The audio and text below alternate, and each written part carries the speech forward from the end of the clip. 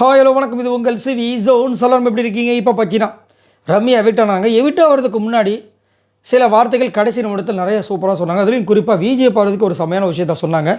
அதை பார்க்கலாம். அதுக்கு முன்னாடி பார்க்குற எல்லாரும் நம்மளோட சேனலை சப்ஸ்கிரைப் பண்ணிட்டு பாருங்கள், லைக் பண்ணுங்கள், கமெண்ட் பண்ணுங்கள், ஷேர் பண்ணுங்கள். இப்போ வாங்க அந்த வீடியோக்குள்ளே போகலாம். ஸோ ரம்யா வெளியே வந்ததுக்கப்புறமா சூப்பரான ஒரு குறும்படம் போட்டாங்க, அதாவது பயண வீடியோ போட்டாங்க.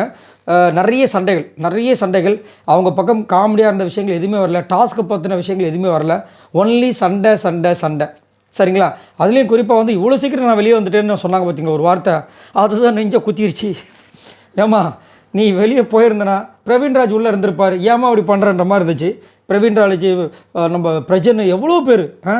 சரி ஓகே விடுங்க, போனதை ஒன்றும் நம்ம இது பண்ண முடியாது. ஏன்னா இன்னும் வந்துட்டு வெறும் 5 வாரம் தான் இருக்குது. 10வது வாரம் முடிஞ்சிருச்சு, இன்னும் 5வது வாரம் வந்துட்டு இந்த ஃபினாலே வாரம். சரி, இப்போ வந்துட்டு போகிறதுக்கு முன்னாடி வெளியில் வந்துட்டு நீங்கள் காஃபி கொடுத்தார் big boss, sorry Vijay Sethupathi. அதை குடித்தாங்க, கொஞ்சம் காம் டவுன் ஆனாங்க. சரி, இப்போ உள்ளே இருக்கிற கண்டஸ்டன்ஸ்க்கு ஏதாவது சொல்ல விரும்புகிறீங்களா அப்படிங்கும்போது சபரிக்கு வந்துட்டு நீ எப்பயுமே அண்ணன்னாங்க. சூப்பராக இருந்துச்சு. ஏன்னா இவங்க இப்போ பொய் சொல்கிறாங்க உண்மை சொல்கிறாங்களோ அது கண்டிப்பாக சபரியோட அந்த அழுகைக்கு ஒரு மருந்தாக இருக்கும். சரிங்களா? அதுக்கப்புறம் வந்து பார்த்திங்கன்னா நம்ம கனிக்கு வந்து என்ன சொன்னால் ரொம்ப நடிக்காதன்ட்டாங்க. அது கொஞ்சம் பாவம், அவங்க யோசிச்சிருப்பாங்க. ஆனால் கனிக்கு சரியான ஒரு நோஸ் கட் மாதிரி தான் இருந்துச்சு. ஏன்னு கேட்டால் கனி கடைசியாக வந்து ரம்யாவை நல்லா டார்கெட் பண்ண ஆரம்பித்தாங்க. அது அவங்களுக்கே தெரியும். அதை அங்கேயே போட்டு முடைச்சாங்க. செம்மையாக இருந்துச்சு அந்த இது பார்க்குறதுக்கு. அதுக்கப்புறம் பார்த்திங்கன்னா ஒருத்தராக சொல்கிறது விஜய் பார்வதிக்கு என்ன சொன்னாங்கன்னா, நீ முதலேருந்தே வந்து உன்னை எல்லோரும் எதிர்த்தாலும் நீ தனியாக தான் விளையாண்டுருக்கு, தனியாக விளையாடு அப்படின்னு ஒரு ஹிண்ட்டு கொடுத்துட்டு போயிருக்காங்க.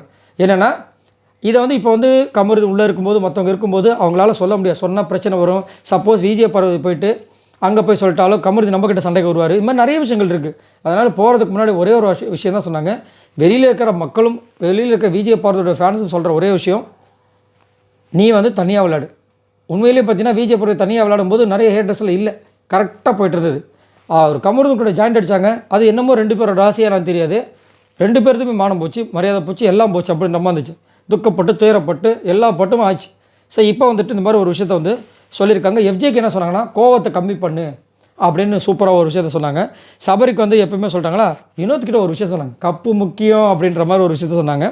சுபிக்ஷாக்கு வந்துட்டு மீனவ பொண்ணு அந்த இதுலேருந்து வந்திருக்க, நல்லா பண்ணிகிட்ருக்க, நல்லா பண்ணுன்ற மாதிரி சொல்லிட்டு நான் மற்றவங்க யாருக்குமே எதுவுமே பெருசாக சொல்ல மாதிரில.